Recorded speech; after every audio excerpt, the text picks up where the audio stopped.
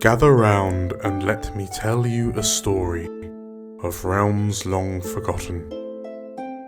There are tales of the Forest Kingdom, a place of honour and chivalry, known to some as the Land of the Purple Dragon, but known to all as Cormyr. Hi, I'm Tilda, and I'm playing Hiram, a half-orc paladin. Hi, my name's Carl. I'm playing Catcher Donahue, a human bard. Hi, my name is Anton, and I play Balthazar, a Warforged Cloak of Azuth. Hi, my name is Al, and I'm playing Slate, a changeling druid. Hi, I'm Matt, and I'm playing Zombo, who is a halfling rogue/warlock. And my name is Dan. I shall be the dungeon master on this adventure.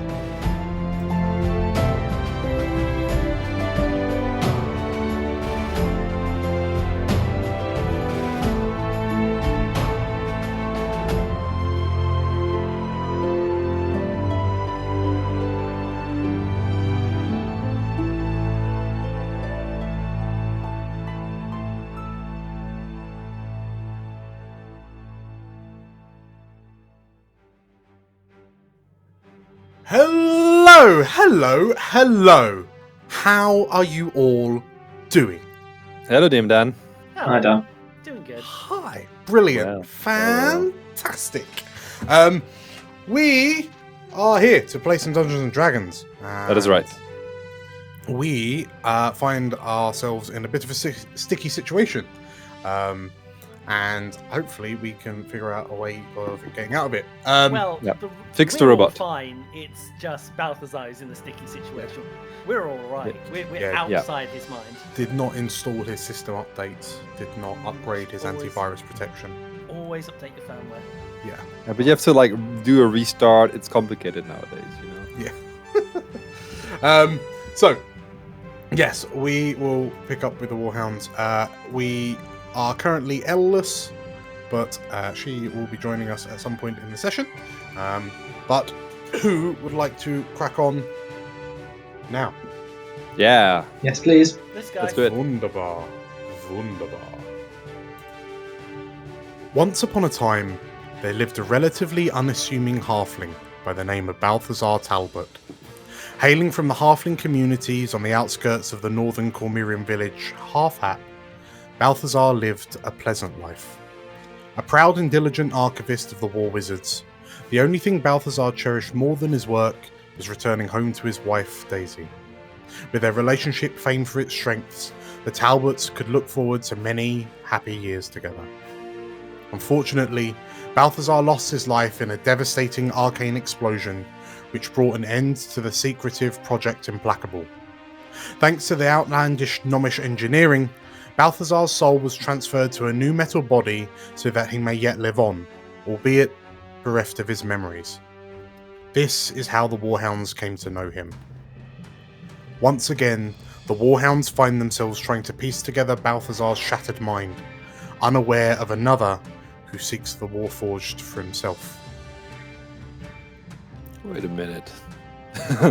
Oh dear. And so, Who might that be?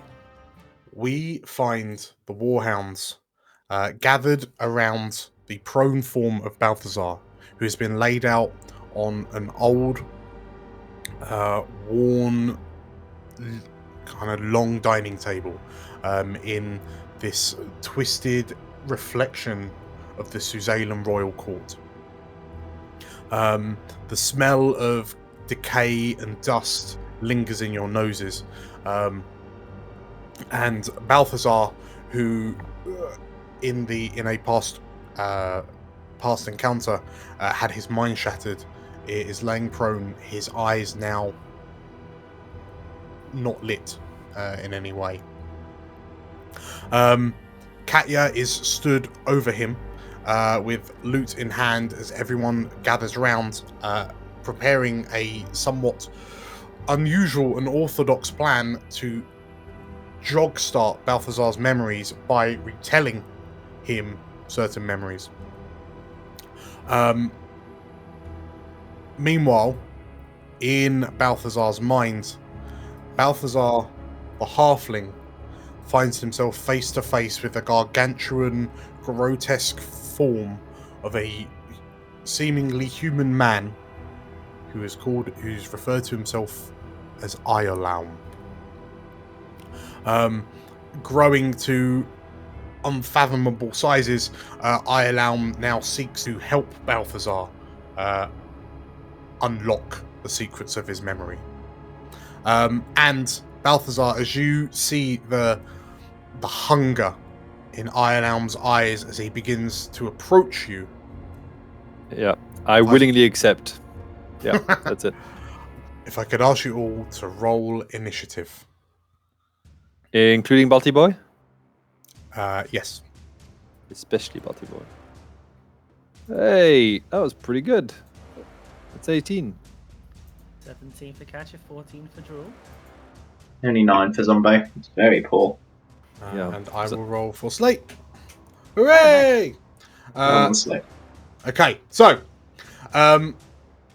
as the song, as Katya's song begins and the transferal of memories begins, Balthazar, you find yourself in this, what seems to be this long, kind of nightmarish corridor. There are pale blue crystals which jut from the walls, giving this kind of corridor this eerie ambient lighting. You can see bits of what appear to be shattered glass lining the floor. There are a number of rocks and kind of debris littered about, and you are engulfed in the shadow of this large gargantuan man. Balthazar, it is your responsibility to escape Iolaum. Sure. Yeah, sounds good. Now, you'll notice that the corridor in front of you is broken up into a number of grid areas. Sure. Balthazar may choose to advance 1 or 2 rows. And when you advance up the rows, you choose whether you want to go into the left, middle, or right. I'm not going to tell you why that's important, but if Iolaum were to catch you, you fear that his shadow would engulf you entirely, and you will be lost to the darkness. Okay, not good. So I go Balthazar. 2 forward. Well, so you don't have to. So you can choose left, middle, right each time you move up. Middle. Okay, so you start in the middle here. Oh, okay.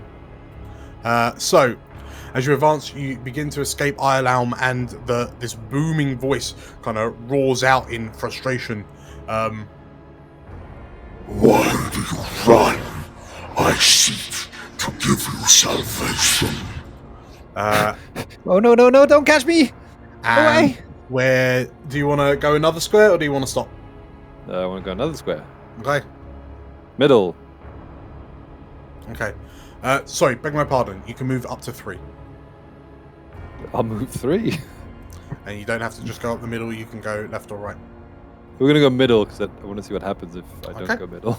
Okay, so Balthazar, as you begin to flee up the middle, the figure of Iolaum begins to follow. But in the real world, as Katya, as your song begins to ring out, you all hear this piercing kind of screeching noise. And as Raedra looks to you and sort of like looks around, wondering what that is, one of the doors to the south bursts open.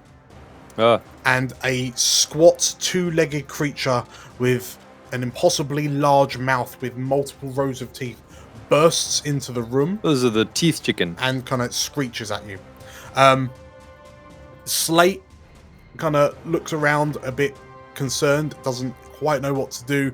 Katya, you get a feeling that with every memory that Balthazar successfully internalizes will give him an opportunity to break free of the prison that he's in. Okie dokie.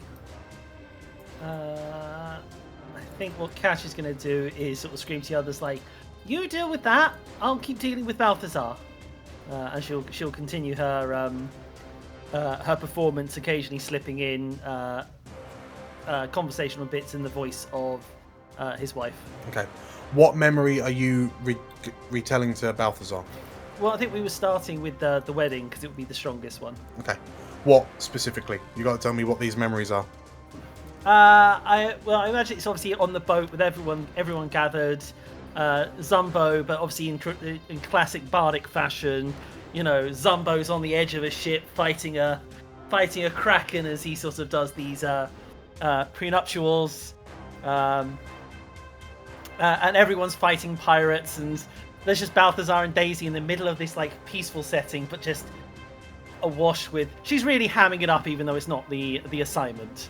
Okay, so as you tell Balthazar this story, Balthazar, if you could go into your character sheet, Yeah. and increase your intelligence by 1. Hey, I now have the same intelligence as a rabbit. Is Bocha Bagaster. You may now make a history check. Cool. With I rolled a 16.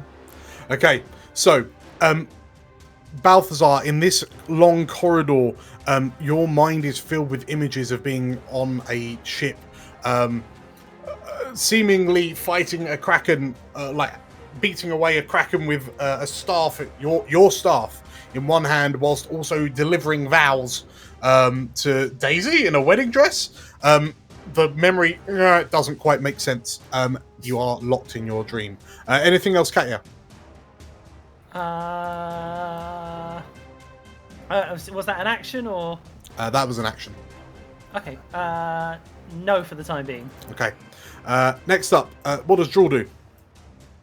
Drool is going to be barking at Balthazar, but because Balthazar doesn't understand Doggo, Drool is going to leap over, go straight for the teeth and claws and gnashing things. Okay.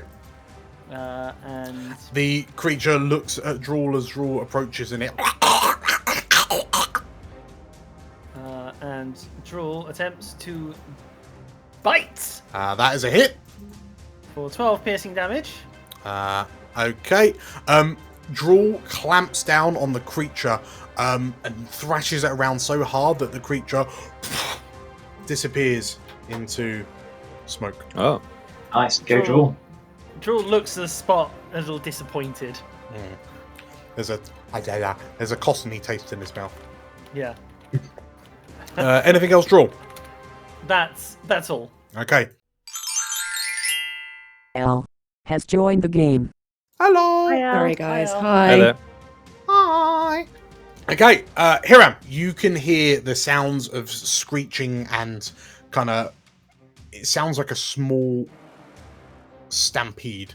Like you can hear the sounds of claws and claws kind of clacking off stone floors coming from all directions. You have this horrible feeling that in the next few seconds, that a swarm will arrive.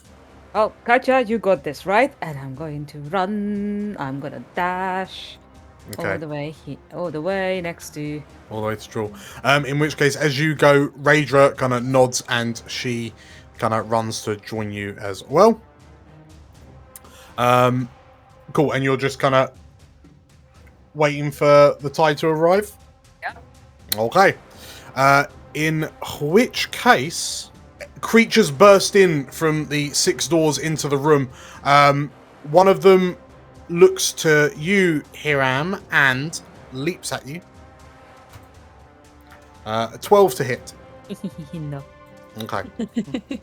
Another one surges forward and leaps up onto the table. And Kat, you happen to glance over your shoulder and just see this kind of walking mouth with this kind of long, barbed tongue kind of flicking at you.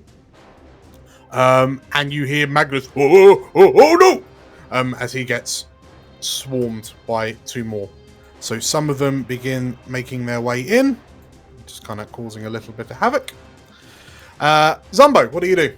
Yeah, so he'll he's keeping his eye on creatures and pulling his rapier out, but he's gonna take his hat off and go and rest his hand on Balthazar's leg. Hey there, buddy. Remember the time we was at Arthap having breakfast? Remember how much toast I managed to get in your joints and your shoulder blades? I've never had a friend that could hold as much breakfast as you can, and never had a friend who's so happy for me to drop him over the side of a boat either. I mean, you make a great anchor. Hang in there, buddy. And then he's gonna run off. That's cool. Okay, so Balthazar, as Zumbo, as you have memories of sausages and toast wedged in your joints kind of come into your mind, and again you think, wait, what? As you look at your fleshy appendages, increase your intelligence by 1. Yay! I now have the same intelligence as Drool. Hey. And Zumbo, if you complete, is there anything else you want to do?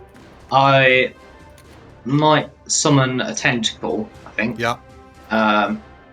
Probably just like there. That's alright. I'll pop that down for you. Thanks, and it'll lash out at the thing near it for 22. That is a hit. Cool. So there's a sploosh as this tentacle bursts out the ground. Yeah, so 6 cold damage to that one. Okay. And it's slowed by 10 feet. Cool. Okay, so Zumbo, as your tentacle bursts out the ground, it kind of lashes around and kind of throttles the creature a little bit for 6 damage. Okay, and it looks a bit confused as it starts to snap at your tentacle. As that happens, you hear the sound of kind of movement behind you, and Aaron vaults over the table to kind of join you as he draws his spears, and he kind of gives you a look, like a look and a nod. Anything else, Zumbo? Nope, that's me. Okay. At the end of Zumbo's turn, Balthazar, please give me a history check. Okie dokie. Not good. 1. That one. 1. The idea that you had sausages in your elbow joints confuses you more. Emily, what do you do?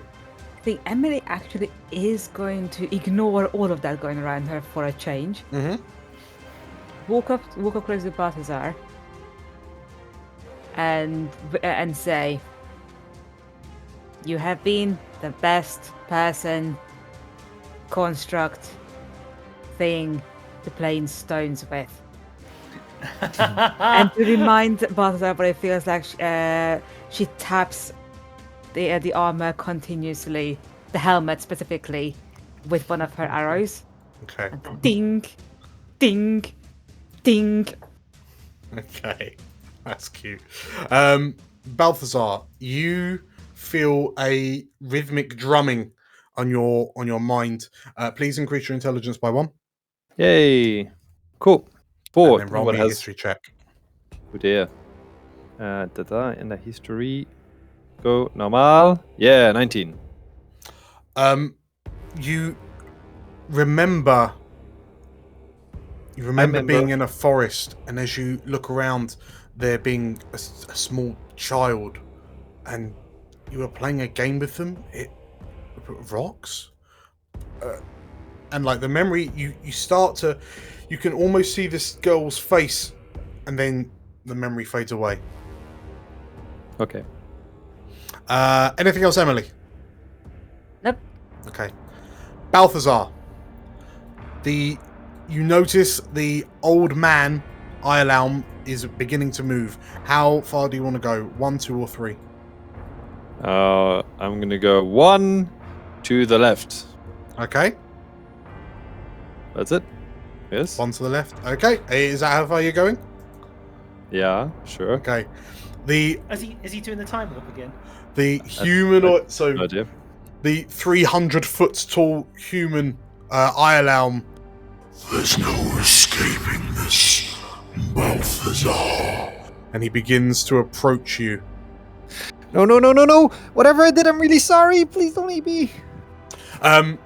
Despite your your movement, you don't seem to there are no more creatures drawn to your physical presence. So, Slate, what do you do? I give Belty Boy a little tap on the noggin. And just say, "Come on, man, pull through. You're the best weapon we've ever had." And I mean that in terms of friends rather than, what you actually are. But most of the time when you think of a weapon, you think, oh, that's not a great thing. But you're actually really nice. So that helps. And then in doing that, I'll also, sort of carve, not actually carve, but draw, in Druidic, metal friend on, giant metal friend on Iron onto Giant. Yeah. As you, so Balthazar, you feel this kind of warmth, and you hear the crackling of a campfire, and you hear this voice kind of seep into your mind, kind of reverberates off the walls of this cavern that you find yourself in, and as you hear the voice, increase your intelligence by 1. Yay! We got 5 intelligence. I feel like almost functional now. Slate, is there anything else you want to do on your turn? In terms of Balthazar, no. Mm-hmm. But I'll turn around to these bad boys. Mm-hmm. I'm going to go right back to being... Well, actually, what are these guys? I really should have prepared, more moonbeams. Anyway, the point is, for now, instead, I'm going to turn in to something fun, because why the hell not? Waste all my powers again. I'm going to go for a water elemental, please. A water elemental. Okie Oh, dokie. yeah.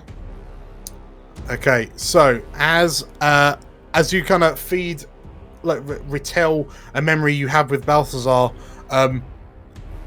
your form loses rigidity, and as you kind of stand tall, you just break down into this gushing torrent in a vaguely humanoid shape. And as you kind of turn around, what do you do? Turn to these buddies, and I will slam. Oh! Opening with a crit. Yes. Nice. Makes up for last time. Okay, roll for damage. Damage. That's a 19 plus 12. Okay, well, so, tell you what, as you surge towards these two creatures that just kind of burst through the door, you swing with a giant kind of watery fist, and the force is strong enough that both of the creatures turn into shadow mist and dissipate. Can I move? Could move there. Yeah, I'll use my multi attack to also then slam this geezer behind me. The one fighting Magnus. That's a hit. Is it a 21 hit? Yeah. 21 is a great. hit. And that's an 8. Bop him on the head. And it head teeth explodes into kind of dark particles as you slam it down. Magnus, what the? As he looks up at your form, and as you give him a little wave. Anything else, like? I'll do like a little wiggly dance like that. I don't think I've got any movement left. No, I haven't, so that's all good. But I'll just kind of look at this door just in case. Sure. Oops, not that one. I didn't mean to do that. But look at there just in case there's any more, and do some watery fists. Okay. In which case, at the end of Slate's turn, Balthazar, give me a history check. As you remember a campfire talk. I remember. History. Normal. Oh god, another one. The presence of the large, this large man following you distracts you. Katya. Catcher looks back at the monster, realizing that someone else can deal with that. Leans down to Balthazar and once more taps into her acting skills and goes, "He's having dreams, Ferret. Yes, I can see he's having dreams, Mixie. Is that a problem, Ferret? Yes, I believe that's a problem, Mixie. That's going to be a problem." Amazing. Balthazar, as you hear the voices of these two peculiar they sound like gnomes, talking about how you can cast magic. Well, of course you can cast magic. You're a war wizard. But why? And why are their voices familiar? Increase your intelligence by 1. Yay. So Katya, that was an action. What would you like to do for the rest of your turn? 6. There is a creature kind of running towards you with its teeth gnashing. There is a creature coming with its teeth gnashing.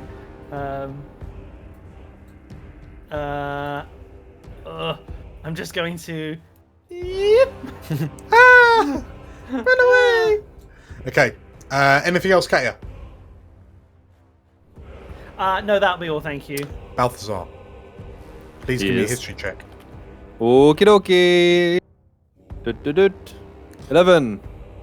You remember, you recognize, the voices. You cannot remember who they belong to. What does Drawl do? Drawl sees that more dinner has just walked through the door. Goes to bite.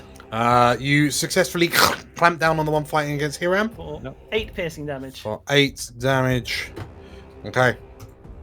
And you tear the leg off the creature, and it kind of turns to look at you, and bizarrely it stands on one leg as if it still had 2, with this kind of black smoke kind of wafting from the wound, and it kind of snips at you. Anything else? No, that'll be all. Thank you. Hiram, this creature has just had its leg torn off by Drawl. You notice that Raedra seems to have hers kind of under control. But what do you do? See, I kind of want to go stabby. Mm-hmm. But I also have a memory I kind of want to shout at Balthazar. Okay. Team, what should I do? I mean, I like the idea of Hiram fighting the monster while shouting the memory. Can I argue if I only take one swing, can I exchange one of my attacks to a different action? It will hinge on Balthazar making a perception check with disadvantage because he's asleep, in effect, as to whether he hears it. I am willing to take that risk. Okay. Make your attack. Yeah, the one that's near Raedra. 17. That is it. For 19 damage. 19 damage. Okay. Solid. And so you rolled a 4 and you got a 17. Yep. Oh my god. So the creature that Drawl's just torn a leg off, as it turns and looks at the Mastiff, you take Orbin and pierce it through the back, and it disappears into puffs. You can move and shout if you like, or stay here. I am, and then I'm going to move closer, about next to Aaron, and as Hiram is running, he is singing on the top of his lung, Balthazar's version of the Battle of the Warhounds. Oh god. How does it go? How's it? Someone's got to remind me how it goes. Yeah, I do not remember. It's never been an official version. Yeah, so. and then the Warhounds went and did things, and I don't remember the words. Yep. Came running through. That's surprisingly close. That's the one. Okay. Balthazar, you hear this atrocious verse enter into your mind, and the bit that stands out is the name Warhounds. Increase your intelligence by 1. Okay. Anything else, Hiram? Any bonus actions? No, I'm good. Okay. In which case, at the end of Hiram's turn, Balthazar, make me a history check. History. 9. Boo. Who are the Warhounds? It's a good question. As this happens, you hear there is a number of noises, and one of the creature on the table takes a sprint and leaps at Emily with its maw open Oh dear. for 13 to hit. Nope. Okie dokie, and I think the others are dead or being handled by everyone else. Cool. Zumbo. It looks like Raidra and Co have managed to kind of contain all the Oh, there's one creature on the table. Yeah, okay, so Betty is going to spin around on Zumbo's hat to face Emily and then gesture with a tentacle, and the watery tentacle is going to charge the thing on the table, and start walloping it. Okay. That's my bonus action. 18. That is a hit. Great. 4 cold damage. Okay. The tentacle kind of erupts out of the tablecloth and kind of punches into the side of this creature, kind of knocking it on its side. It then kind of scrabbles, gets back up and... Zumbo's going to start pacing towards it, but he's going to pause by Balthazar and say, "Hey, Balthazar, remember the time we scuttled those ships in Marsember? You remember you walked along the bottom? You were great." So, Balthazar, as you hear Marsember ships, you hear a voice. You think you recognize it. Increase your intelligence by 1. 8. Anything else, Zumbo? Emily, get back out of there, lass. I've got it. Okay, Balthazar, roll me a history check. History normal. That's another 1. That's 3 ones. Come on. Yeah. You really don't like Zumbo's choice of memories. It's like, was I even there? Emily, what do you do? Well, there is a goddamn thing next to her. But Zumbo is nearby. Mm-hmm. Do you even have any memories of Emily apart from her throwing rocks at you? That's pretty much it. Oh my god. No, Balthazar used to carry her around on his shoulders That's her. a few times. Okay, so she is going to disengage. Mm-hmm. Move on the top of the table. Bear in mind, disengage is an action if you're gonna say something to Balthazar. No, at the moment I need time to think of her. No, it's a bonus It's action. a bonus action. For Emily, yeah. So she's a rogue, isn't she? She's a wee little nipper. Oh. In which case, remember when you stopped the first elemental cannon by casting that very clever spell of yours? Oh, up in the mountains. Yep, we might need it again. And she gently kicks your foot. Up you come. That's gonna, yeah. Maybe some Okay. memories there. So there's, as you think to yourself, Stormwall Mountains, elemental. Increase your intelligence by 1. Ooh, we're almost there. Anything else on your turn, Emily? No. Balthazar, make me a history check. Come on. 12? Ooh. No. No. These are fragmented images but there's no cohesion. Okay, so at the top of round, Balthazar, you have a feeling that where you currently stand right now, you will, if you stay here, you will be engulfed. So Sure. how far along the track do you wish to go? I'll go 2. Can I go to the opposite side? Is that a thing? Yeah, but which one do you stop at in the middle? Middle? Go middle, and then far right. Sure. Okay. Okay, so Balthazar, as you the looming figure ponders after you. There's no escaping Balthazar.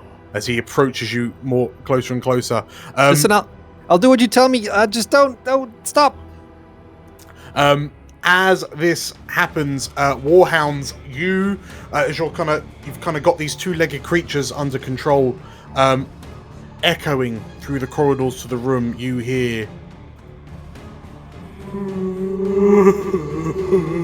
Not them. Oh, not these guys again. This guy. No. We don't like the band. However, Dan, can we argue? Uh-huh. Is that noise loud enough for Balthazar to hear? Because he would definitely remember. No, I don't want. I don't want to remember. I want to remember. Oh, very soon on the initiative tracker. Okay, so 2 tall, gaunt creatures, each festooned with 5 arms that end in kind of barbed spikes, stagger in with what looks to be like tears running down their face, and they just kind of look around and they let out these sonorous wails of anguish and despair. Magnus runs away, never to be seen again. Okay, so as this happens, Slate, one has emerged just behind you. What do you do? Oh, I'm gonna immediately turn around and like slam it right out the door if I can. Okay. Like, I mean, like full on, like, bam, get back out there, or right into the wall. Okay.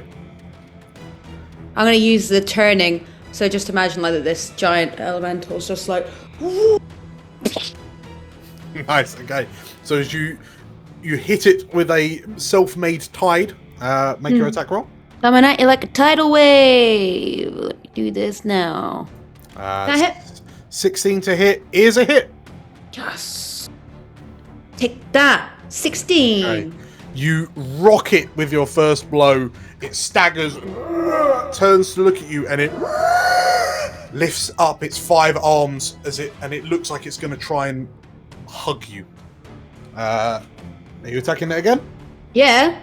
All But right. this time, if it's gonna hug me, I'm gonna grab it underneath its arms and slam it to the floor. Okay. Body slam. Oh no. So you go to kind of grab it, but you forget that where you're water, your arms just kind of go through it, and it just kind of waves its arms menacingly. That is not a hit. An 11 is not a hit, unfortunately. Anything else, Slate? I will. Well, I can't say anything now, so that doesn't really help. You're in your mind chat still. Does that work for Balthazar? No. No, he couldn't be added. No. It works for everyone else. Okay. I'll just kind of go, ooh, maybe remind him of the nuts and bolts, or, ooh. Yeah, the nuts and bolts, do that one. Or, have you sung the Ballad of the Warhounds yet? Maybe that one. Everyone loves the Ballad of the Warhounds. Okie dokie. As Slate begins kind of spilling out ideas into the chat, Hiram, you and Aaron see this creature just kind of yomp into the room, just, and it staggers forward with an alarming speed towards the two of you, and it looks to you, Hiram, and like 5 arms come up and try to coil around you. Eat your face. That is my armor class. Is it? I mean, is it? Okay, so as this creature kind of lunges at you, Katia, you see it and kind of, with a scrub of the loot and a blast of psionic energy, it distracts the creature long enough that Hiram, you manage to kind of jump out the way. It then looks a bit confused. And then just, looks a bit forlorn. Meanwhile, the other one is going to finish its embrace. 14 to hit the water elemental. It's my armor class, haha. Okay, so as you kind of hug it and you're kind of squished up, it then brings its 5 arms into you, and you feel that the tips of these arms pierce through your watery hide. So on a hit, you take. Oh my god! What? Damn. Are you a medium or small creature? You are not. Okay, so it tries to grab you. You're too large for it to grapple. You will take 34 piercing damage, which is halved because you're a water elemental. Nice. So that's 17. And you don't have to worry about the psychic damage. Ooh, nice. So 17 damage, and it sort of like Yeah, looks at you, and as its arms kind of carry on passing through your aqueous body, and it ends up almost like hugging itself, it just kind of looks up to you with this face of utter sadness. Aw. Maybe I should give it a hug. Yes. Katya.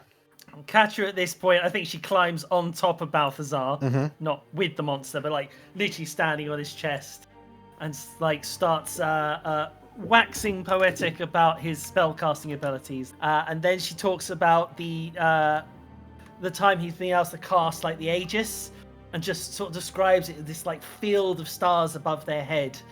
He can summon the stars to fall from the sky, and she just basically starts going through sort of his most epic spells he's done so far. Like again, working on Emily's, mentioning like the column of magic tower he was holding in. Okay.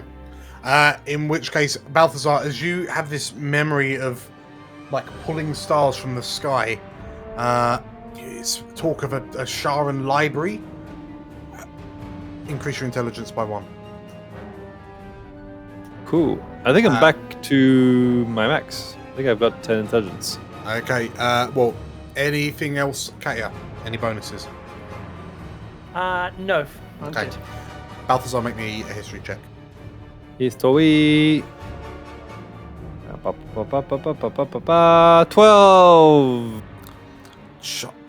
What? Sharan library? What tosh? There are no Sharan libraries in Cormyr.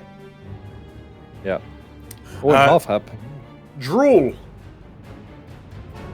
Droll bounces on the table, bounces off. Oh, not on Hiram. And goes. Probably bounces off Hiram's chest plate and goes. I mean, at straight this point, for- Hiram will just throw him. 20 versus the That is a hit. the lost. 10 piercing, and can he make a straight save, please? The creature rocks and lets out a cry and passes its strength save. In that case, as it passes its save, let's just do 14 more force damage, and Drool sends it skidding backwards. Okay. It staggers and trips over the wretched little tooth creature stood behind it, and it scoots along a little bit. Anything else, Drool? That is all from Drool. Okay. Hiram, the creature that just tried to hug you has just been shoulder barged by Drool. What do you do? Think I will follow it. Okay. The others seem to have the memories all in hand. I am going to here. And stabby, please. Okie dokie. So 1 and 2. 16 and a 20 is a hit and a hit. Most excellent. That is 14 and 13. 14 and 13. As the magical blade, like you know that in the past these creatures have been somewhat resistant to your attacks, but this time Orbin slices through them like a hot knife through butter, and the creature, as you take off 2 of its arms with 2 decisive blows. Lovely. Anything else, Hiram? Nope. The small little creatures leap up and kind of bite at the various combatants. One of them comes round and goes for you, Hiram. It seems to have taken the lost as a bit of a distraction, but it still manages. It kind of sails past you as you pull your leg out of the way, and it skitters on the wooden floor before kind of turning around to come back at you. Zumbo. Yep. So Betty's going to continue flailing around her with the tentacle. So, don't want to go to there.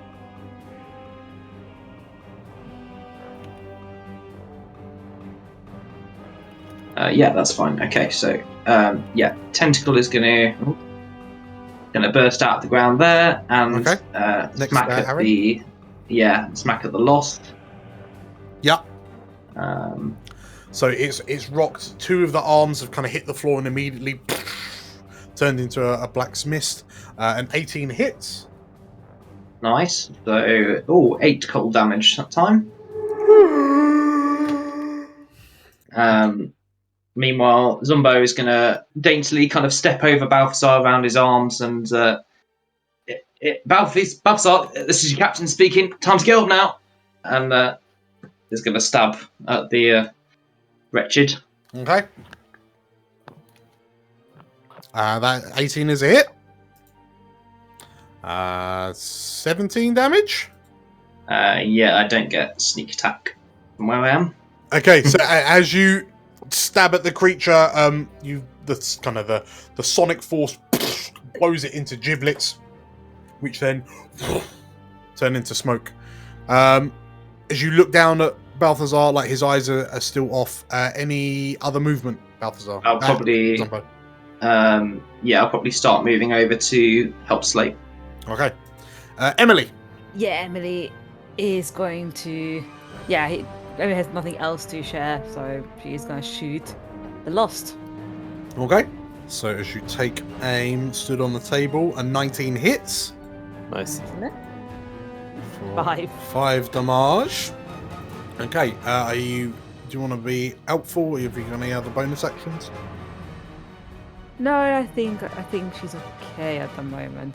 Okie dokie. In which case, Balthazar, you have a feeling that if you stay where you are currently stood, you will be engulfed. So, which of left, right, or middle on the next row? I'm going to stay right.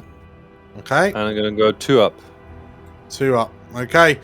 So as you kind of run up the right-hand side of the cavern, the floor reverberates as Iolaum continues his implacable advance, and you notice that you're very quickly about to run out of room. Oh no. You can see an end to the tunnel, and it is coming up soon. Gotcha. As you've run up those, Warhounds, 5 and 4, you hear more wailing.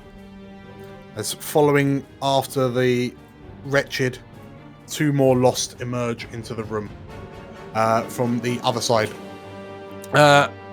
Slate, what do you do? I didn't realise, because I knew that you could be overwhelmed, and I knew you could be underwhelmed, but I didn't realise you could actually be whelmed. I'm gonna do the whelming. Okay. The whelming is underway. It's being whelmed.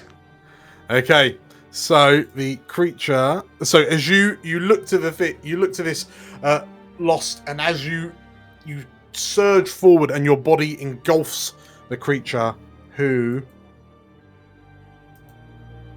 passes. Ah. So that's that. So you move on to its space, but it manages to kind of avoid being sucked into your body, unfortunately. Anything else, Elle? I will shout to everyone in the group chat. Oh, how about telling him about like when he first cast light, remember? Like, you know, the first one, when he learned to use the staff all properly. This is magic moments, literally. Okay, in retaliation to you trying to absorb him, the creature just starts like jabbing at you. It makes a multi-attack, so Slate, Nope. 11 to hit and 23 Yes. to hit. So you take 19 piercing, which is halved as you're a water elemental. Nice. The one fighting Hiram turns to you and with its 3 remaining arms, 22 to hit Hiram. That hits. You take, so it's only the physical, 30 Are you kidding me? physical piercing damage. Betty will try and interpose her giant tentacle to reduce Yeah. it by 3. 27 physical damage. It's the thought that counts, I guess. You are grappled by it, and you feel your mind being flooded with thoughts of kind of despair and desperation.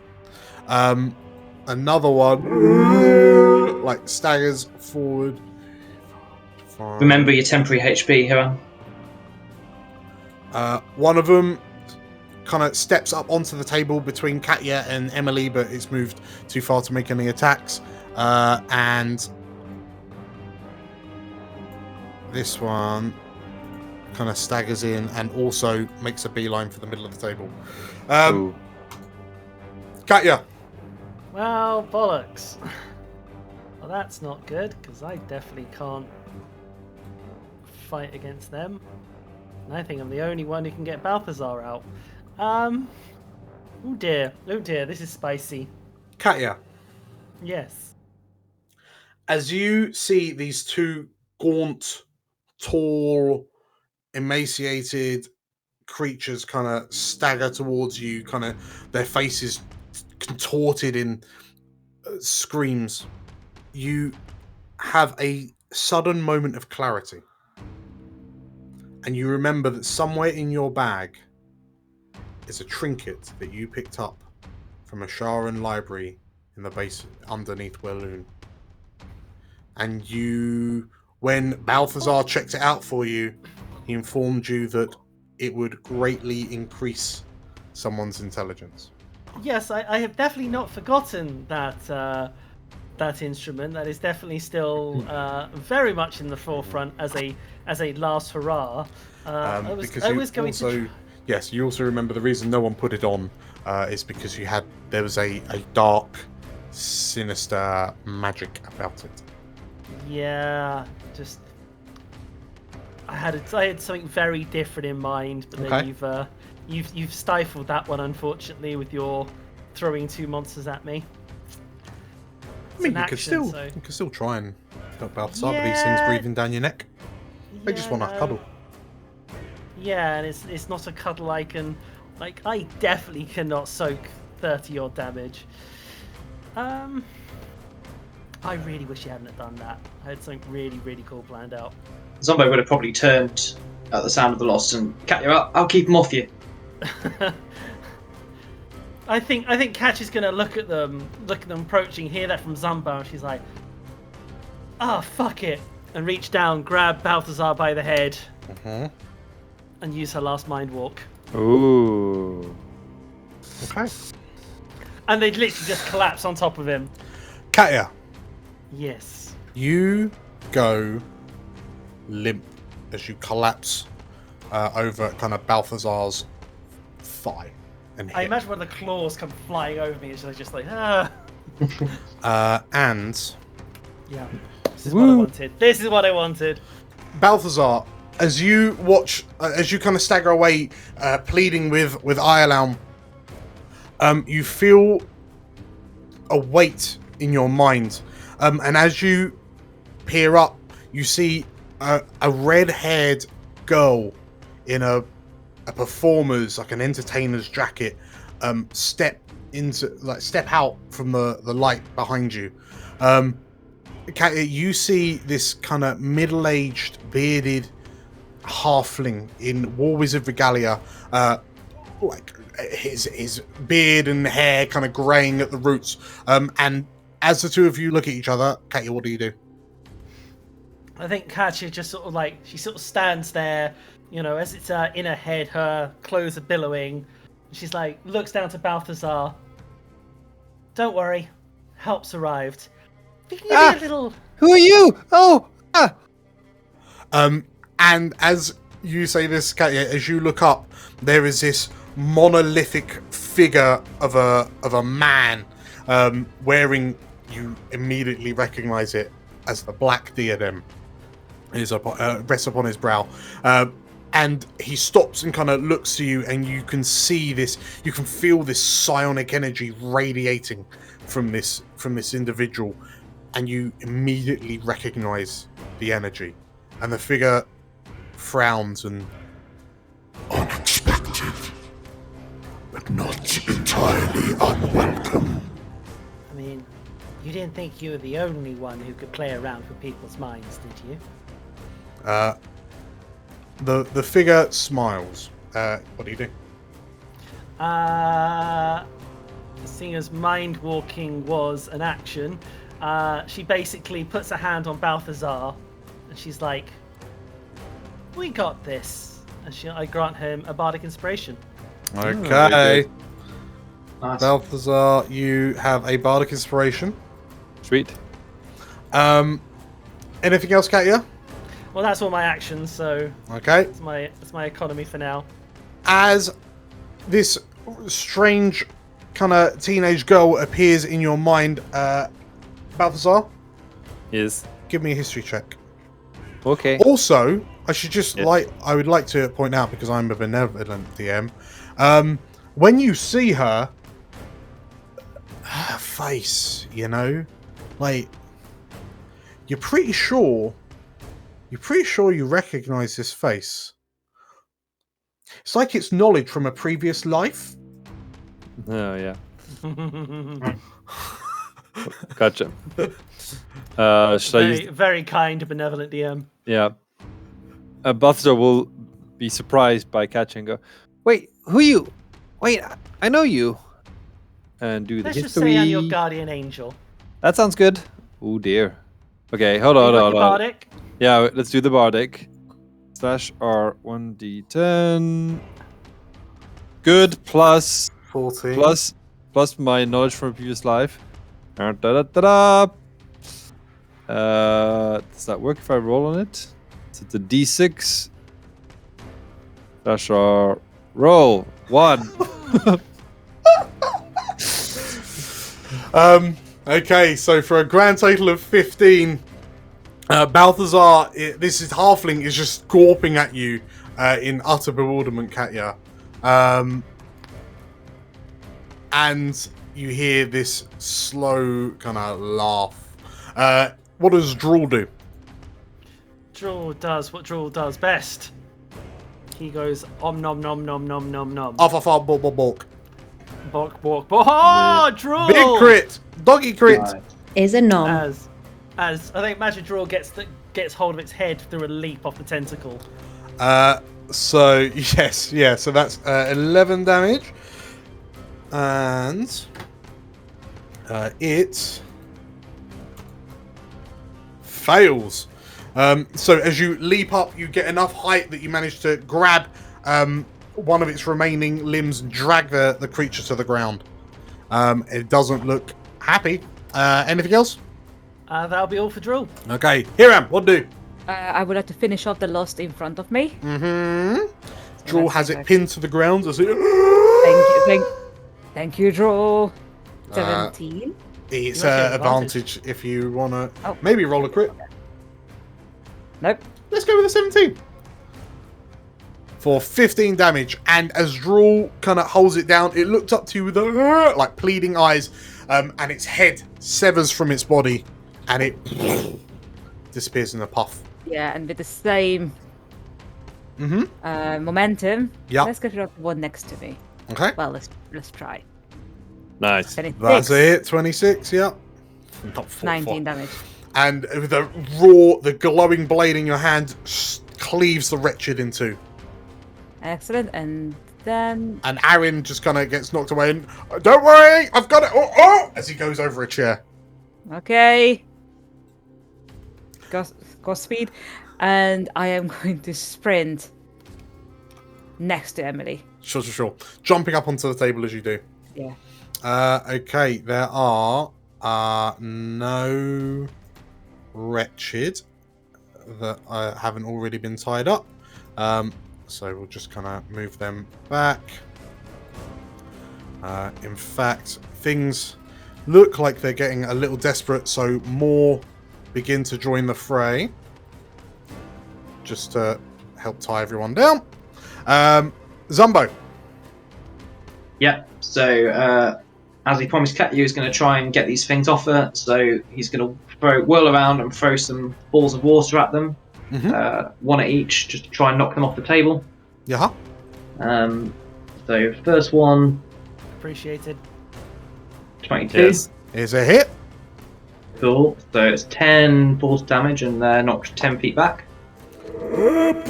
So one is knocked back, and it takes out what remains of a broken dinner chair. Yeah, and then he'll throw the other ball at the second one. 23. That's it. Solid. Cool. So 7 damage and same deal. And it is also knocked back, crushing another chair. And then he's going to scramble over Balthazar and Katya's prone forms to sort of interpose himself and just trying to keep them back with his rapier. Yeah. Meanwhile, the tentacle, as Hiram finished off the loft, is going to move over there and whack this one. Yeah. So the one that you've engaged, 21 hits. Cool. So that is 3 cold damage on that one. Okay. And it wraps around the creature's leg to slow it down. Anything else, Zumbo? Just, Katya, whatever you're doing. Emily. Emily is going to shoot this lost. Yaha. Twing. Twing. 16. 16 is a hit. It sits up and takes a crossbow to the chest for 7 damage. Indeed.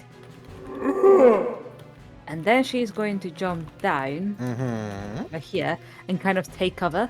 Just, put the crossbow on the table and... Sure, you say hiding? Yes. Okay, if you roll a stealth check and... she's not grappled. She is hiding, though. Kind of. 13.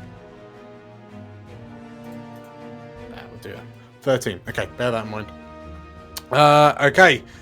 Balthazar. Yes. You are now accompanied by this red-headed girl. You have a feeling that if you stay where you are, you will both be engulfed by darkness. Fantastic. How far do you want to go? I'll move 1 to the center. Yeah. Sounds about right.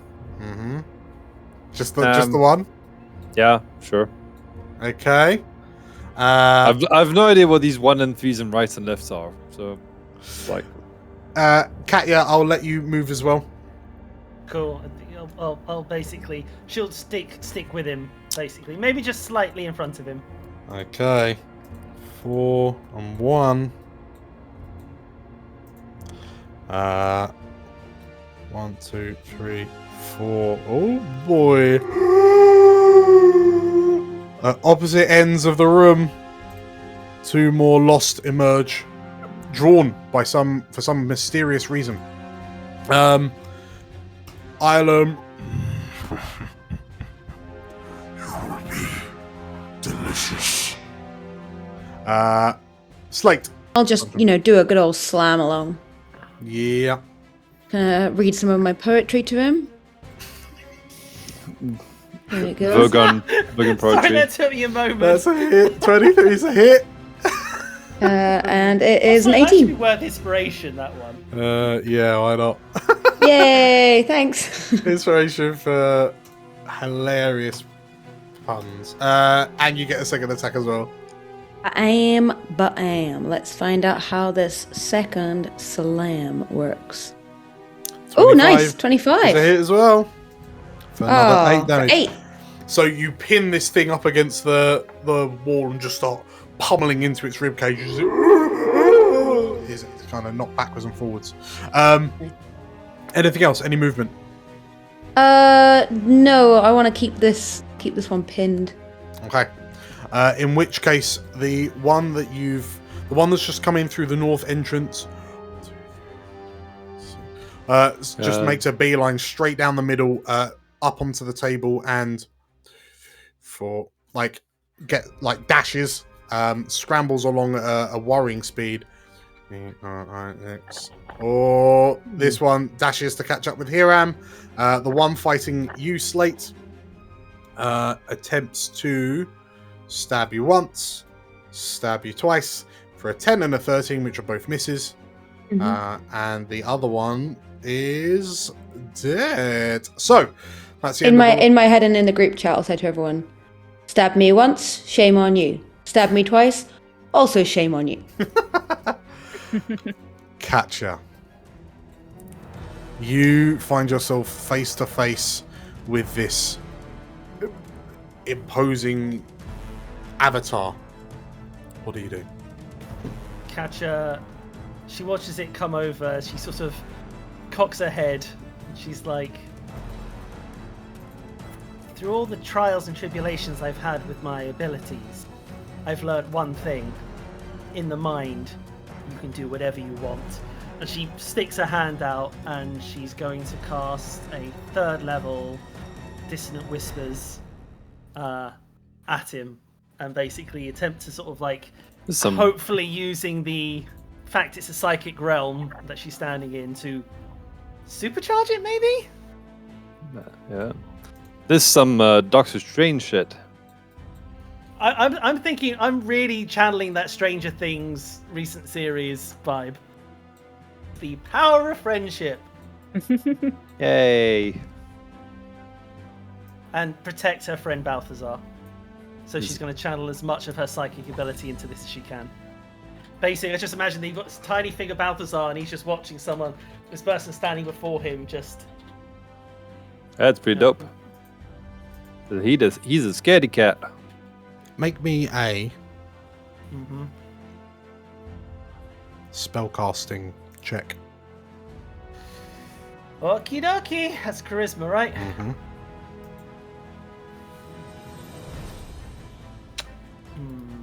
This figure, as your eyes blaze white, the figure rocks a little bit and is pushed back ever so slightly before his own eyes begin glowing with white energy. Ilum stops and says, That is where you're wrong. This is my mind now. anything else, Katya? Whatever you're doing, whatever you're here for, Balthazar, you better figure it out quick, because I don't know how long I can hold him off. What am I here for?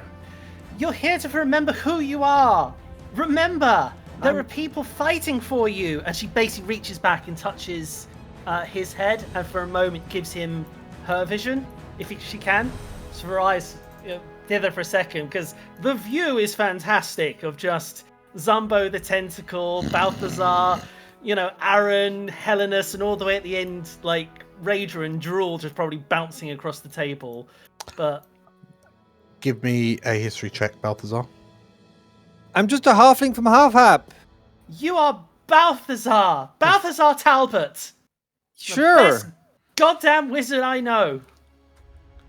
History, normal. Oh, beta. That's a 20. No. You see these figures. You see them fighting around the spot that you're looking out from. You're not entirely sure who they are. Are these the Warhounds? Is there anything else you want to do, Balthazar? He'll go. Memories. He'll look at Catcher. Well, wait a minute. Did Azuth send you? Is that why you're here? Maybe that's why I'm here, Balthazar. But What am I supposed to remember? That you can kick all kinds of ass, and I really need you to remember that you can do that. You are our friend. That's what you need to remember. Anything you want to add to this role, Balthazar? Oh, do you want him to do the memory of all the... Do you, Balthazar? Please, Balthazar. You tell me. Let's do it. Hold on. It's a D6. Let's go. 1. God. You're not... You're so consistent with your rolls. I love ones. I didn't use my bonus action. Can I retrospectively give him a bardic inspiration? I don't know, gang. What do we think? Come on, man. Yes. I think if you don't, it's going to be a quick end to the campaign. I think Balthazar's just gonna die. That's I the ultimate, don't like an option. Unfortunately, Katya's in the same boat now. Yeah. That's what I mean. It's a really great idea. Yeah, we've gone double or nothing here. Balthazar doesn't figure his shit out. There's 2 of us out the picture. And then shortly after the rest of us. Yeah. Retrospectively, you may bardically inspire. I've burnt through my resources here far quicker than I wanted to after a short rest, but there you go, Balthazar. Roll a d10. Roll high. Don't roll a 1. Yeah. Okay. Come on. One. Like, this is heroic shit going on here, Balthazar. No, listen, Come if this on! is a 1, then that's Right. just the way We it's meant to need be. We go Then back to campaign Zizel. Yeah. Okay. It's a 4. So Not what's a the one. total? 25. 25.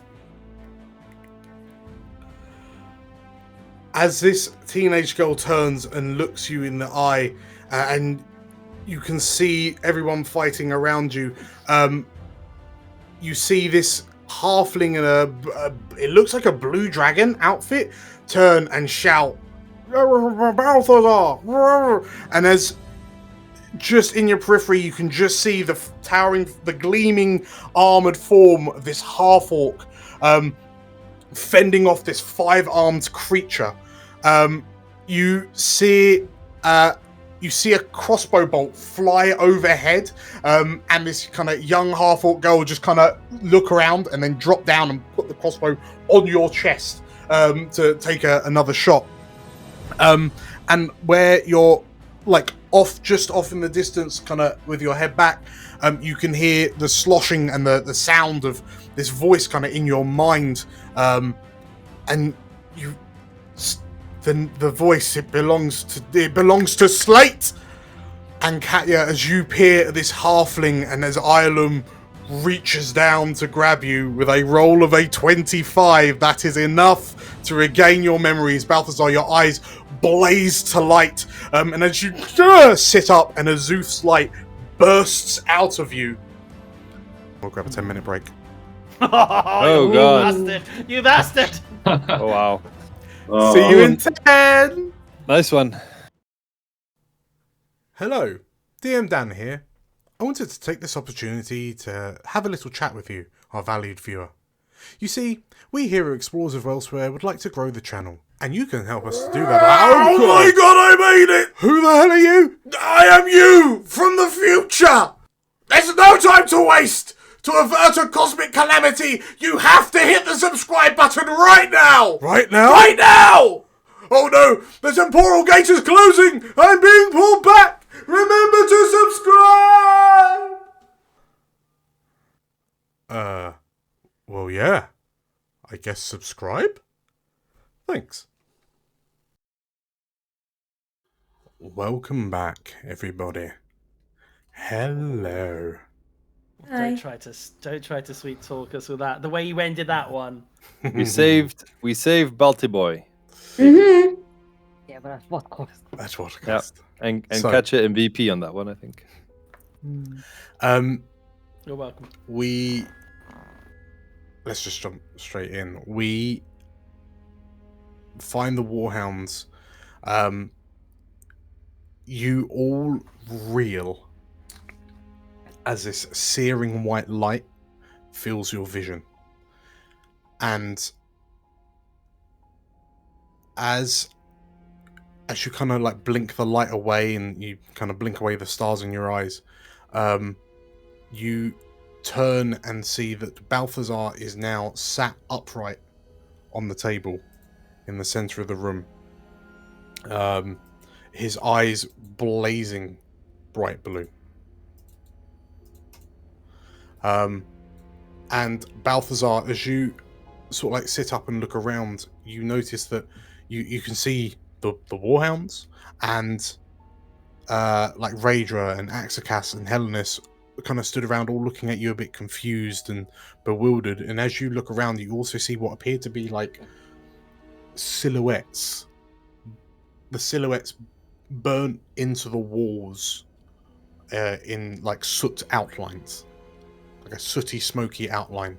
But clearly, you know, they're not done particularly accurately because one of them looks like it's got 5 arms. But as you turn to look around, you hear Raedra shout out, "What happened? Did it work? Is he all right?" And Balthazar, as you sit up, you feel a bit woozy, but you look around and you don't recognise where you are.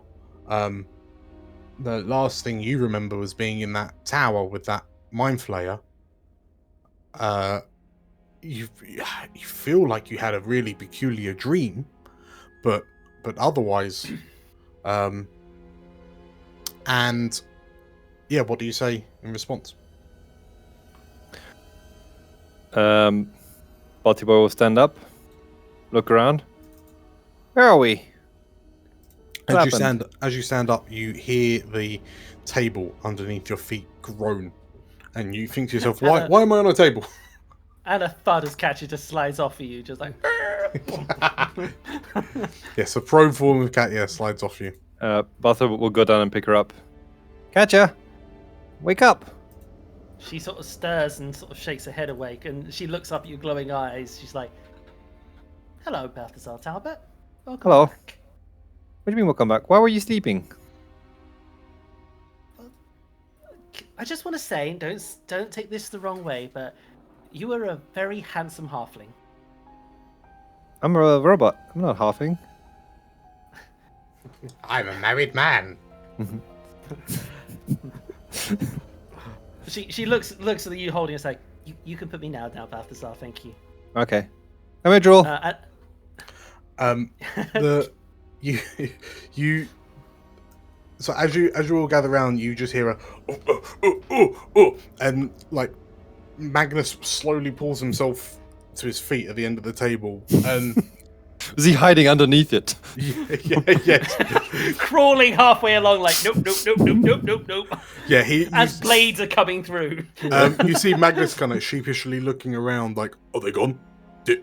What?" And you see him kind of peering around. Balthazar, behind you!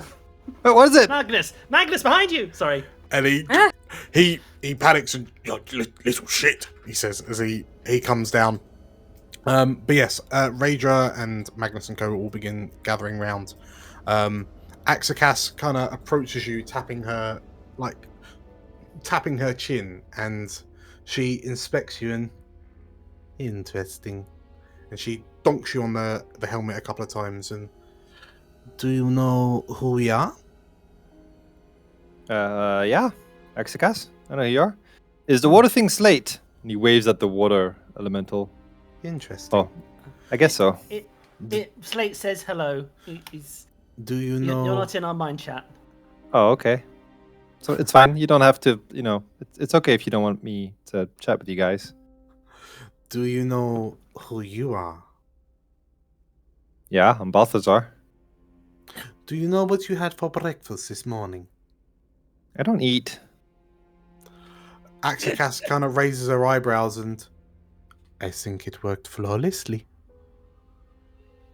He is fully aware of who and what he is. What happened? Did I die again? This what happened? Well, not quite. You gave it a go. Right. Okay, well, what happened? What? Does anyone want to fill Balthazar in, or do we fade to black? I think Catcher explains it from the story she heard because she wasn't in the room when it happened to him, but she catches him up on what happened, all the while playing her lute of resonance to gain back a bardic inspiration. Okay. Okay, so in which case, Balthazar, as you're filled in with everything, and Katya, I assume. Well, Katya, you remember explicitly what was happening inside Balthazar's head. Yeah, I think she sits at the edge of the table after she's filled in Balthazar. She's sort of like, everyone. I'll just like lean in and just say, when you're saying, can you say it in the chat as well, please? Just say it and think it. When I entered Balthazar's mind, again, I'll explain later, Balthazar. He was being attacked by Ialum himself. I recognize the psychic energy. It's unmistakably him. Hang on, one of the guy with a fancy hat? He, yes, has the diadem of his own diadem back. Hellenis kind of approaches and wait. Ialum. Yes. I don't understand how he, from what Axakas was saying, he was one of the first Netherese sorcerer kings. I mean, we're talking 3,000 years before the Dale Reckoning, if not more. He's going to be nothing but dust and bones. I mean, I do want to point out that so far we have dealt with a copy of an elf, a seemingly dead elf guard. We are currently in a Shadow City, a copy of Suzael, surrounded by Illithid. I think a bit of suspension of disbelief is needed. Also, let's face it, Elminster was about 1,000 years old, so, and he was human. It's not a. We're talking 4,500 years old here, Catcher. Oh, about- well, by Kaja's description, he didn't look very good, so.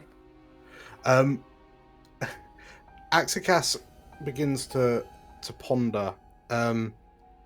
She goes to pipe up, and surprisingly, it's Raedra that chips in. Ialum is dead. It's one of the things that we were. One of the things that I was told. One of the things I was taught. Where, given that he would pose such a severe threat to Cormyr, but he is dead. Dead. He was. They say that he was killed by one of his own apprentices. Well, Yeah, could be a lich. I mean, there's also the fact that he might be dead, but I can definitely tell you his mind isn't. Because he's still extremely psychically potent. So at least Are you sure it wasn't just like a shared hallucination of, all the trauma and the spell taking this weird... No, but I think I figured Appearance. something. I think I figured something out, which has been, I think, bugging us since the start. Yeah. Was it bugging us from the start, Katya? Yeah. What is Project Implacable? Well, Me. he is, isn't he? Yeah, that's me. Yeah, but I don't think Project Implacable was built to be what Balthazar ended up accidentally making it into. I have a feeling, with the instruction manual we found in the Sharon Tower underground, the other version of Balthazar we saw in the Shadow Realm, which is probably still out to sea somewhere, I think Balthazar's body was designed as a vessel for Ialum. And something went wrong, and Balthazar ended up in it instead. Yeah. Oh, wow. Sorry. This place taken. Because that's the only reason I can think Ialum would want to remove Balthazar's mind from it. He was determined to remove you, Balthazar. I think because you're in his body. Oh. That's How not right good. am I, DM? But that means, the annoying man in Balloon. Aiden, What's face? Albert, or Aiden. whatever. Yeah. Aiden was not working for him, though, was he? Why he was a Sharon? Yeah, and he And- wanted Balthazar too.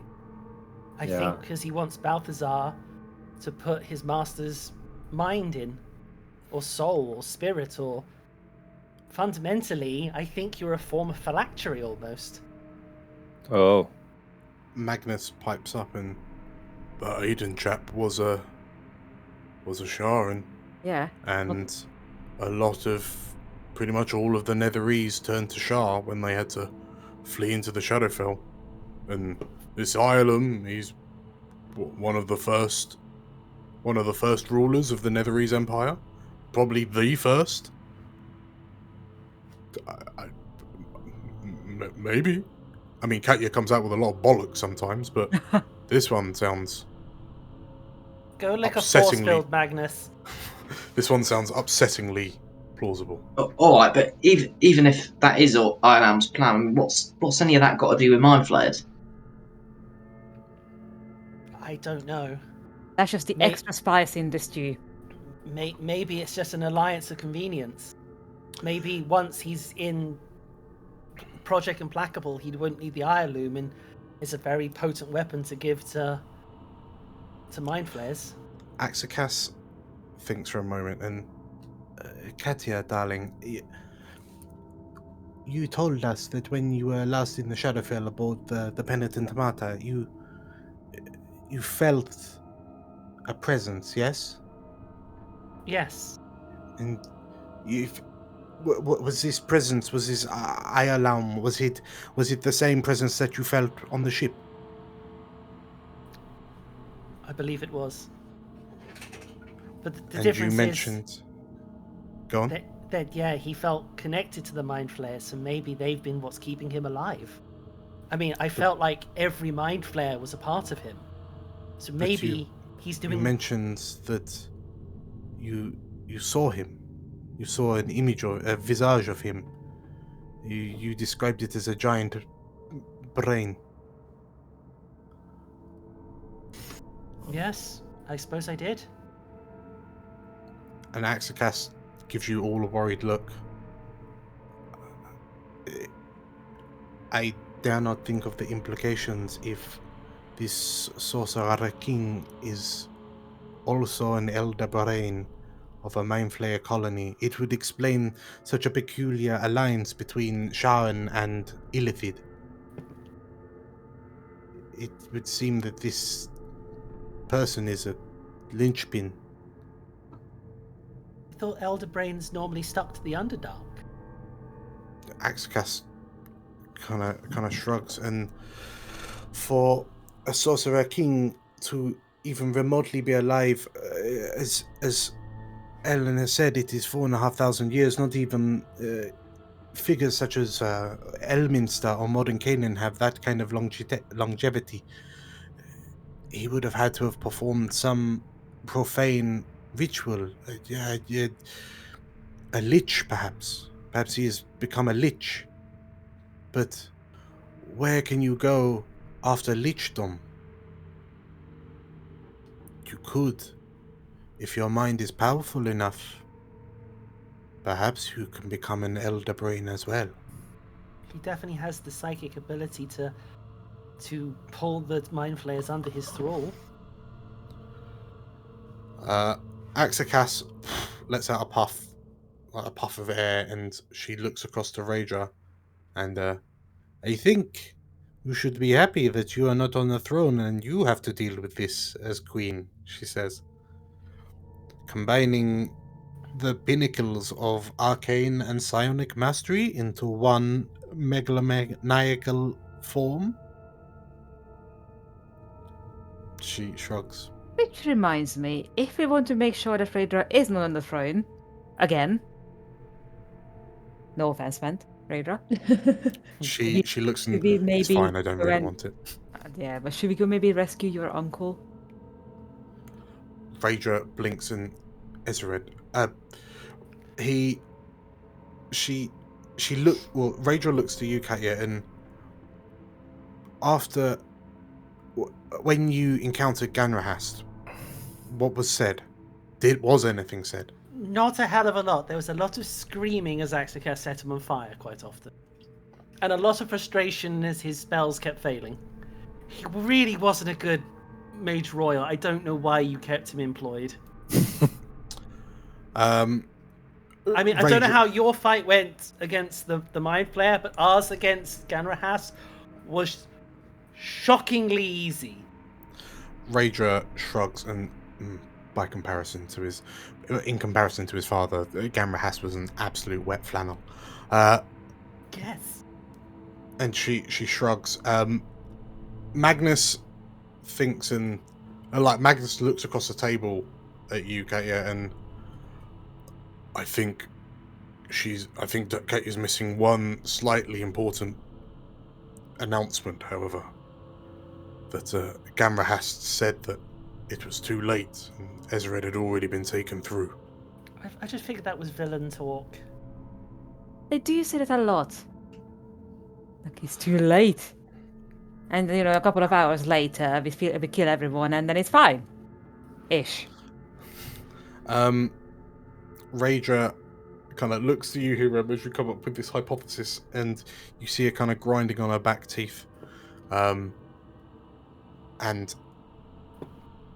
well, we haven't found Ezra yet, so we push on until we find him. But now that we're back up to full strength, she says, gesturing to Balthazar. Now our numbers are back up to full strength. What is the plan? And she turns to Axcas and Helenus. Remind us again of what you discovered on your little reconnaissance. And Helenus and Axcas explain again, this time for your benefit, Balthazar, that the main throne room of this place seems to be encased in some sort of divine, some sort of field, some sort of force field. From it looks like it's being powered from two separate sites within the two separate barbicans of the royal court. It would appear that there's a distinct kind of divine energy that runs through it, perhaps Sharon. So it would require some form of kind of powerful, some sort of clerical energy to bring the shields down. And that is why we stopped to bring you back. Thank goodness, eh? Yeah, sure. Yes. Magnus kind of elbows you, and I told them that I would be okay to do both of them, but they insisted. Sure. So, yeah, Raedra continues. Now we have you back, Balthazar, and welcome back. Thank you. We can split into two groups. I feel that if we attack one after the other, it will give them a chance to retaliate. But if we were to strike both of these power sources, power nodes, if you will, simultaneously, then we can expose the throne room, and we can be done with this once and for all. Sound plan. I will take Magnus, Axicas, Helenus, and Arin. We will attack one of the Barbicans, if you're happy to attack the other. Yeah, can do that. We are connected on this this mind link, so we can. I need to reset that, by the way, and someone's going to have to drop off for me to get Balthazar on there. So, may I ask who is not going to be tactically involved in this fight, and I will remove you and replace it with Balthazar. So Arin smiles and says, "I'm good with improvising." Okay. Then, if you give me a few minutes, I will shut down our little talk and set up a new one, including everyone bar Arin and the tentacle and Drool. Sorry, Drool. Whoa. As Imagining, I just imagine the tentacle just be like. You don't want to link up to Betty's mind, I don't think. Just horrible. Just screams. I imagine Betty's mind is much like the pyro from Team Fortress is. It's just like she's seen the world as like fluffy and colourful, and she's just savagely murdering everything around her. Okay, so are you resetting the? Yeah, I'm shutting it down and then starting it back up again, including everyone bar Arin. Katya. Yes. Roll me an insight check.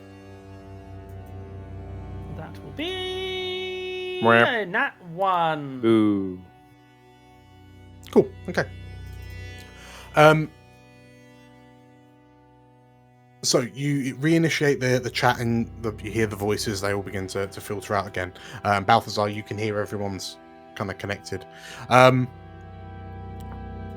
Axicas appears deep in thought as you are doing this, and she ponders. And if our foe is what we believe him to be, a lich, an elder brain, something in between. An itchy brain. An itchy brain. There will be distinct. These are both creatures of immense and unfathomable intellect and logic. It is likely that the brain will know, that Iolon will know what it is we're doing even before we do. So perhaps to prevent escape, there is a different solution with the shields. She looks to you all, and she doesn't look entirely sure about her idea, but we could, on the one hand, rush in and bring the shields down. That will allow us relatively free access to the throne room, and then we can go in, punch whatever, stab whatever is inside, and then we go home. Or we reconfigure the shields. We expand the boundaries of them ever so slightly, so we are on the inside instead of the outside. At this point, we are locked in with Iolaum. But that means there is no escape for him or us.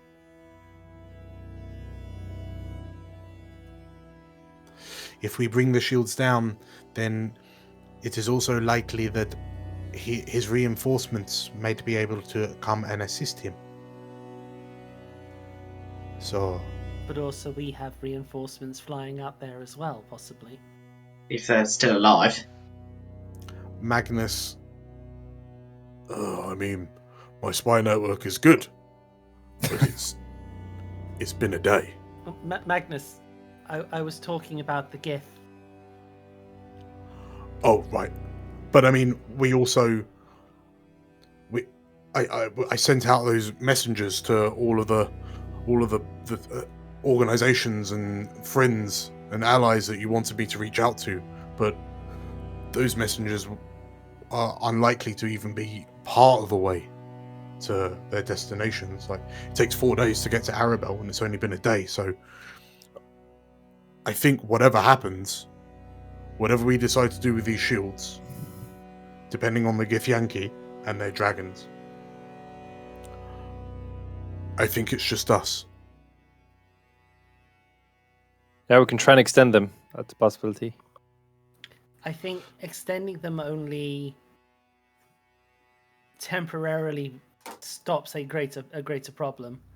I think we need them down. Well, because if just before Axe Cassett reiterates, we can either drop the shields, we have free access, but then Iolum may receive reinforcements, or is likely to receive reinforcements, or we extend the shields and we lock ourselves in with him, which means no escape for him or us, but no reinforcements either, apart from those immediately close to him. To be fair, like, we have never, like, escaped something. We've always just fought it. Like, fleeing hasn't been one of those things we've really got into, I don't think. Also, unpopular thought. If we lock ourselves in with him, worst case scenario, could we just blow up the whole thing? I would think even a suicide mission is better than letting this continue. We have 100% success rate on the stealth missions, right? So, I feel like if we extend them, then we're guaranteed a success. They won't know we're here. Okay. The two problems is, Balthazar, your memory's still not fully restored. 100%, Katja. I remember. Second we of have all, a chart. Do we actually have a... That is a chart. Somebody. Second of all, I got it around here somewhere. Here I am.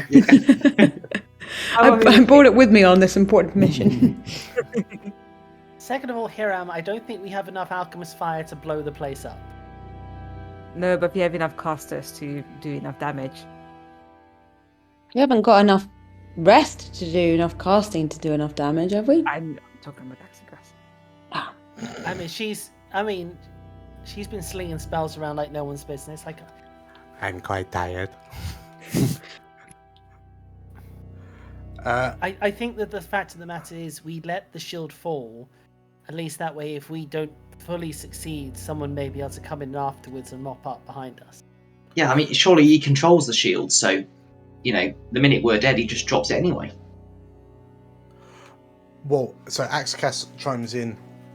Given that the shields thrum with a divine power, I suspect that perhaps the Sharan Netherese are the ones that control that, as opposed to Ialaum. It would seem that whatever Ialaum is currently doing to Suzael, the shield does not impede it, correct? But it is still a better chance of trapping him. Yeah. Also, if we don't deal with this, what are the chances of anyone else making it? It's in this time sensitive. Well, Raedra nods, and Renna told us that everyone is just stood in the streets, gawping at the hole in the sky. That no one in Suzael is seemingly of their own minds. But my vote is let's trap him. And let's see what we can do, because I think we can potentially deal with one really, really powerful enemy, but we can't deal with more. Raedra stands upright. A vote, then, she says. Do you really want to vote? It didn't really go well last time you called a vote there. Well, it seems every time the Warhounds vote on something, the outcome is distinctly decisive, so... in this instance, yes. Yeah, a vote, but just because if we do it this way,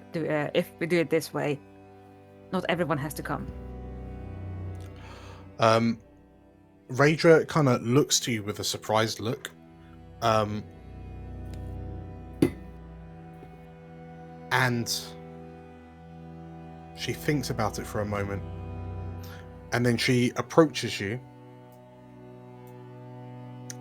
and puts a hand out. Like, offers her hand. I shake it. As you go to shake it, she kind of grabs your elbow and kind of grips you in like a warrior's arm shake. And she, like, keeping her eyes locked on you, she says, "Until the end, Hiram." For a minute, I thought she was gonna go for like complete, like, just to let you know, I'm actually gonna stick here if that's the option, or like just go for a handshake and then like. I didn't realise we didn't have to go. I'm gonna go back there. Yeah, I just gotta look at the throne. I've actually got a gym class that I'm missing right now.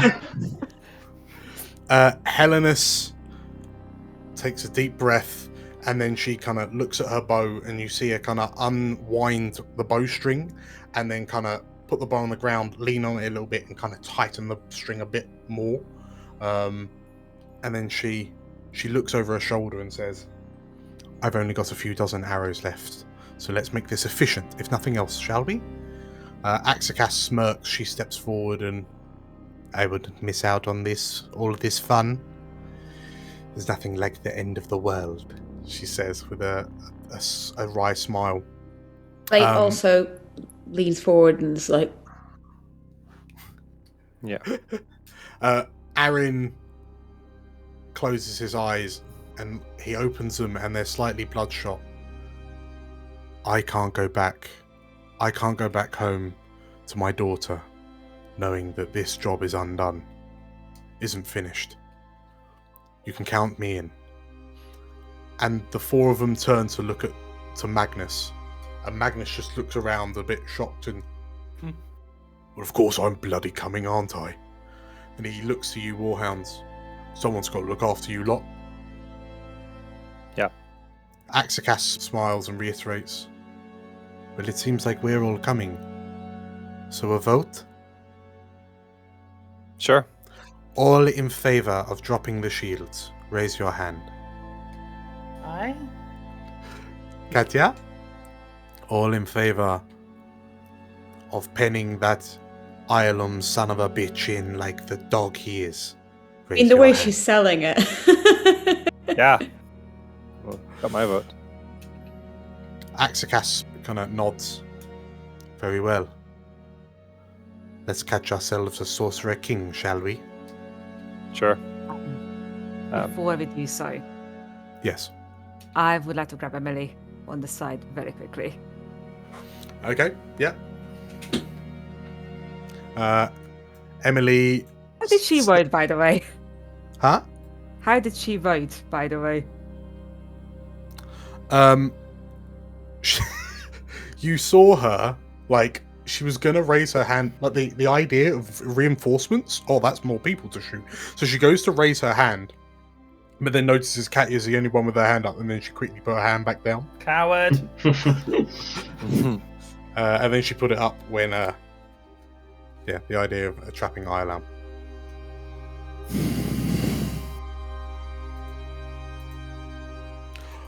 What's up, Hiram? I am gonna be quick. I don't want you to come to this fight. And Emily... I know you're going to be angry. But as I said, it's quite likely we are not gonna survive this. And we need someone to, I don't know, bring back words if things go wrong, to warn others, whatever we have left. Emily blinks at you, like she's stunned. You're just gonna leave me? At this point, Hiram is going to take off the brooch that he got from his grandmother, put it in Emily's hand. It's like, I am trusting you to carry on wherever I fail, if it comes to it. And Emily just...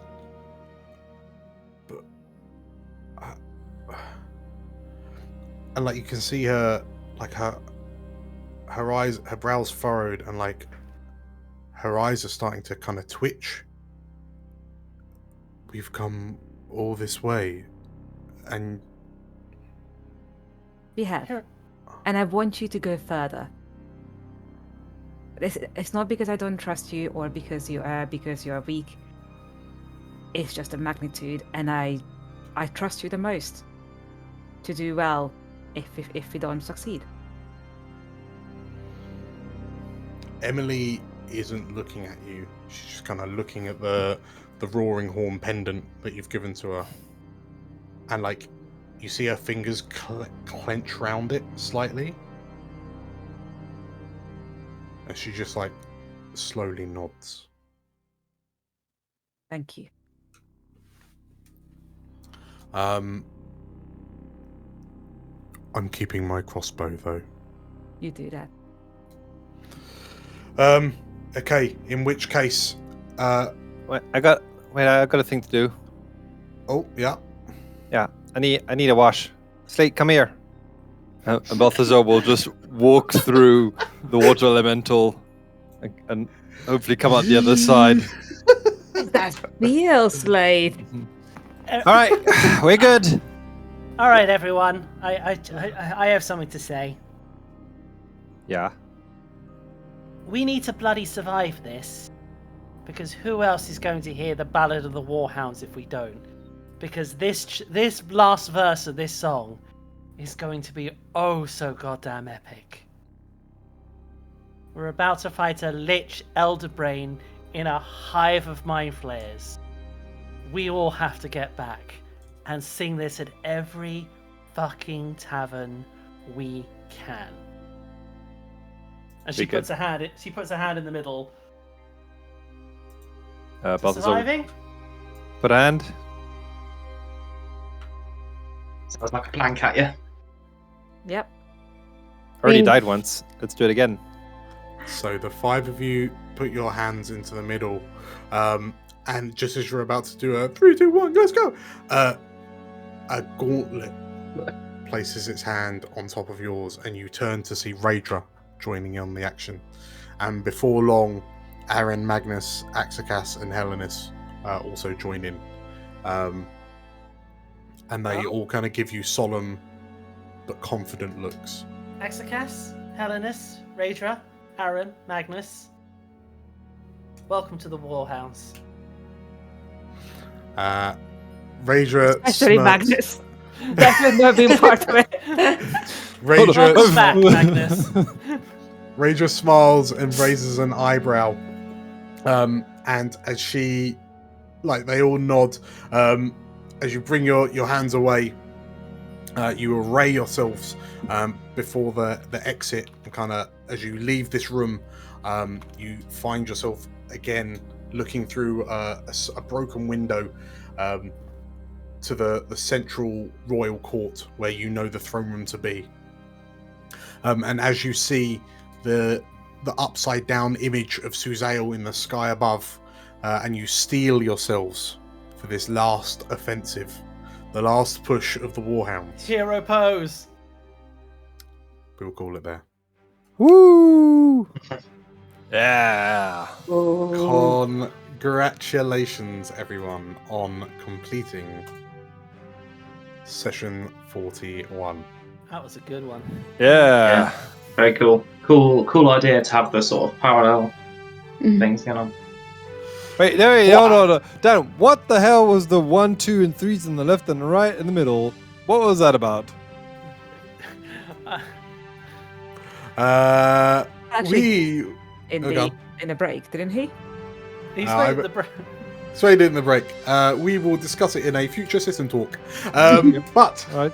for now, yes, congratulations, everyone. You are on the final straight. So, first and foremost, thank you all for playing, and thank you all for watching. We really appreciate it. If you like what you saw, make sure to hit the like button and comment down below. If you like what we're doing, we've got loads of other videos on the channel. We release videos mostly every week on a 3 on 1 off schedule. We also would really appreciate if you hit the subscribe button so you can keep up to date with all stuff that we release, including our podcast, which is amazing. And you should definitely check that out. But I think it's time to say goodbye. Goodbye. See Thank ya. you all for playing. Thank you all for watching. Goodbye. See you next Thank you, time. man. Bye-bye. Ta-ra! With Balthazar returned to them in both body and mind, the Warhounds are as ready as they'll ever be to face off against Ireland. As they set off on the path to their final confrontation with the ancient sorcerer king, what will come of our brave heroes? Come back next time to find out. Thank you for watching until the end of the video. We truly appreciate your support. We're into the last few episodes, and I'm really excited to show you what's in store for the Warhounds. If you liked the video, make sure to hit the like button and leave your comments down below. If you like what we do on the channel, you can find another video here. And if you want to see more stuff from us, make sure to hit the subscribe button here to keep up to date with our regular uploads. So, with that said, thank you once again, and as always, may the realms endure.